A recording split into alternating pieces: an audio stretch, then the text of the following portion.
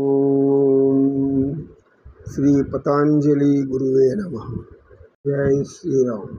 శిష్యులందరూ కూడా చాలా ఆతృతతో ఎదురు చూస్తూ ఉన్నారు.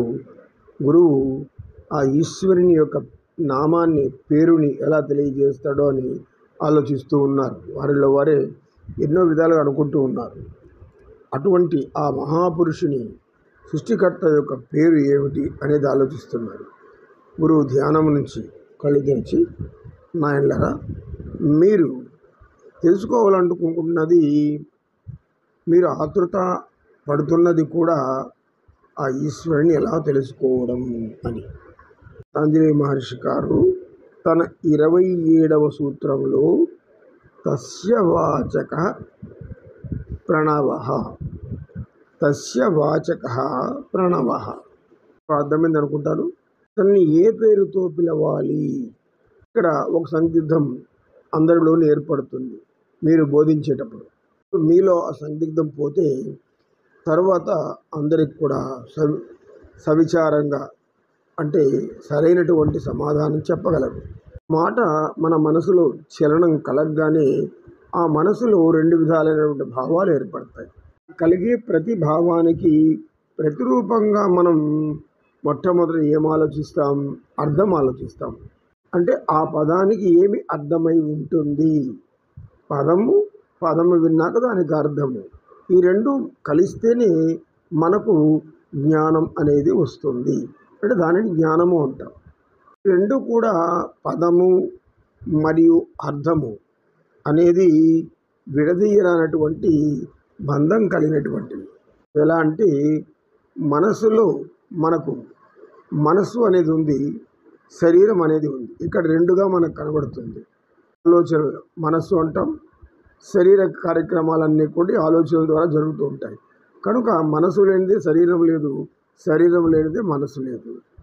ఈ విడదీయరాని సంబంధమే మానవులలో అనేక విధాలైనటువంటి సంతోషాలను కలగజేస్తూ ఉంటాయి.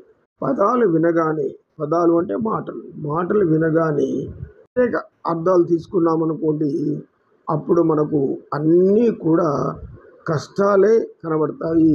అవి దుఃఖానికి హేతు అవుతుంది. ఆ దుఃఖం ఒక మానసిక రోగంగా మారుతుంది. ఆ మానసిక రోగం కుటుంబంలో అందరినీ కూడా బాధ పెట్టేలాగా తయారవుతుంది. మానసిక రోగం వ్యాపించిన తర్వాత ఆ మానసిక రోగాన్ని అనుభవిస్తున్న వ్యక్తే కాదు, మానసిక రోగాన్ని అనుభవిస్తున్నప్పుడు చుట్టుపక్కల తనకు బంధువులైనటువంటి, ముఖ్యంగా తల్లి, తండ్రి, అన్న, చెల్లెలు, తమ్ముడు, ఇలాంటి బంధాలు వారికి కూడా ఆందోళన మొదలవుతుంది. ఎందుకంటే మంచివాడు, బాగా తెలివైన వాడు అనుకునేవాడు ఇలా ఎందుకు మారాడు అనే ఆలోచన అందరిలో పుడుతుంది. ఈ బాధను అందరూ పంచుకోవాల్సి వస్తుంది. ఒక మనం పదం వినగానే వ్యతిరేక భావనలకు వెళ్ళిపోకూడదు. ఆ పదానికి అర్థం ఏమై ఉంటుంది అనేది తీక్షణంగా ఆలోచించాలి. అది అనుకూల ధోరణిలో తీసుకునేలాగా ప్రయత్నించాలి. వ్యతిరేకంగా వచ్చే ప్రతిదానిని అనుకూలంగా మార్చుకునేటటువంటి శక్తి మన మానవులకు, దానినే బుద్ధి అంటాం. ఈ బుద్ధిని మనం గట్టిగా పట్టుకున్నామంటే, ఈ బుద్ధి అనేది ఒక పదానికి అర్థం ఏమి అనేటువంటిది వివరణ కోరి, ఆ వివరణను బాగా చర్చించి లోపల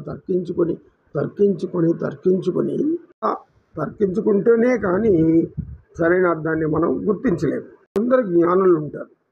ఆ జ్ఞానులు వారి పూర్వజ్ఞానము లేదా జ్ఞానంగా పొందుతూ గురువుల నుండి నేర్చుకుంటున్న వారు వెంటనే దాన్ని గ్రహించగలరు. తస్య వాచకః ప్రణవః సంస్కృత పదం. తెలుగులో చెప్పుకోవాలి అంటే అతని పేరు. పతంజలి మహర్షి కాబట్టి ఆయన సులభంగా చెప్పేస్తున్నారు. మనం ఆలోచించుకుంటే మనకు అనేక విషయాలు గుర్తుకొస్తూ ఉంటాయి. దైవము, ఈశ్వరుడు అనగానే మహావిష్ణువు ఉన్నాడు కదా, బ్రహ్మ ఉన్నాడు కదా, ఇంకా పార్వతి, లక్ష్మి, సరస్వతి వీళ్ళంతా ఉన్నారు కదా. అనేక రూపాల మీద మనసు వెళ్ళిపోతూ ఉంటుంది. వాళ్ళకి అనేక పేర్లు కూడా ఉన్నాయి. ఈ అనేకమైన పేర్లను ఏది దేవుడి పేరు అనేది ఎవరికి అర్థం కాకుండా తలబాదుకునే వ్యాపారం అని ఆలోచించేది కూడా ఉంటుంది. అందుకే పతంజలి మహర్షి ఏం చెప్తాడంటే ఏకేశ్వరోపాసన. స్వామి వివేకానంద కూడా ఇదే చెప్తాడు ఆయన వ్యాఖ్యానంలో. మన హైందవ సనాతన ధర్మంలో లోని ప్రతిదీ కూడా దేవుని రూపంతో మనం పూజిస్తూ ఉంటాం, తలస్తూ ఉంటాం. ఎందుకంటే అన్నీ భగవంతుడి సృష్టే కనుక ఆయన సృష్టిలో ఏది కూడా చెడ్డది కాదు, అన్నీ కూడా మంచిదే.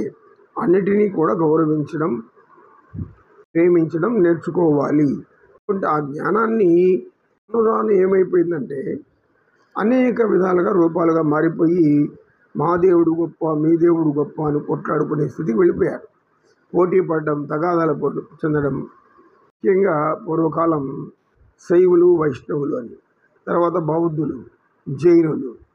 అందుకని పతంజలి మహర్షి ఏం చెప్తున్నాడు, ఉన్నది ఒకే ఒక శక్తి, అతని పేరు ఓంకారము.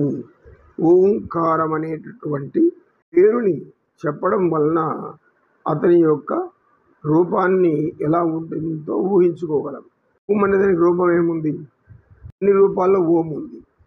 ఆ, ఊ, మా అనే 3 మాటలు కలిపి ఓంకారంగా ఏర్పడింది అని మన పతంజలి మహర్షి గారు తెలియజేస్తున్నారు. కనుక ఇప్పుడు మనకు ఏమర్థమైంది? పదము, తర్వాత దానికి అర్థము. అనేది బాహ్యం నుంచి వినబడింది, అర్థం అనేది లోపల అంతరంగంలో జరిగేటటువంటి ఒక రసాయనిక చర్య. చర్య అంటే ఆ రాసాయనిక చర్య కాదు. మనస్సు, అహము, బుద్ధి, ఇంద్రియాలు ఇవన్నీ కలిసి చర్చించుకునే దాన్ని రసాయనిక చర్య అని మనం చెప్పుకుంటాం. శాస్త్రంలో కూడా ఇప్పుడు పదార్థాలు కలిపితేనే కదా ఇంకొక పదార్థం ఉత్పత్తి అయ్యేది. మాటల్లో కూడా మనకు అర్థాలు వెతుక్కునే అవకాశం ఉంటుంది అని చెప్పి, నాయన కాసేపు ఆగి మరలా చర్చించుకుందాం అని అంతటితో చర్చను ఆపి, ఓం కృష్ణం వందే జగద్గురుం. ఓం తత్సత్.